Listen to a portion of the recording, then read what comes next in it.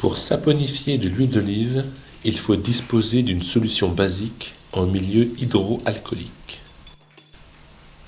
On prépare un tel réactif en introduisant des pastilles d'hydroxyde de sodium dans un Erlenmeyer et en les dissolvant dans l'eau.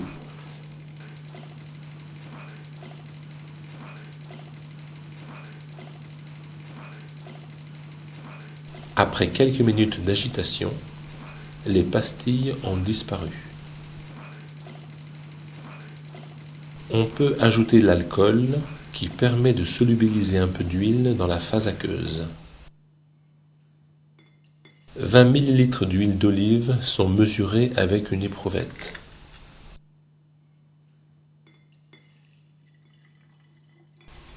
L'introduction dans le col latéral du ballon est facilitée par un entonnoir.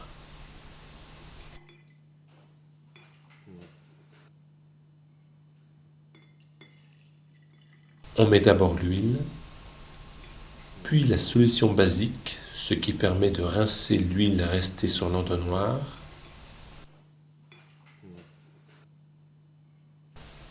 et un grain de pierre ponce pour réguler l'ébullition. L'huile surnage au-dessus de la phase hydroalcoolique, dans laquelle elle n'est que peu soluble. Avant de chauffer, il faut alimenter en eau le condenseur. Cette alimentation est effectuée par le bas de façon à le remplir intégralement. Tout est prêt.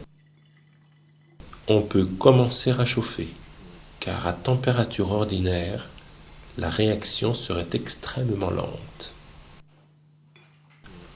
Au bout de quelques minutes, le mélange réactionnel frémit. Puis il bout.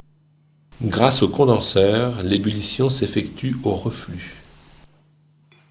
Au bout de 45 minutes, on arrête le chauffage et on abaisse le chauffe-ballon. Le mélange réactionnel est maintenant homogène. L'huile a été entièrement saponifiée et les produits de leur réaction sont solubles dans le mélange eau-alcool. On a besoin d'un grand volume d'eau salée pour y verser le mélange réactionnel. Il se forme un solide blanc. C'est la phase de relargage. Les ions carboxylates formés lors de la saponification précipitent avec les ions Na+, de la solution d'eau salée. Comme la quantité de savon est importante, il faut bien agiter l'ensemble. On sépare le savon de la solution avec une filtration sous vide.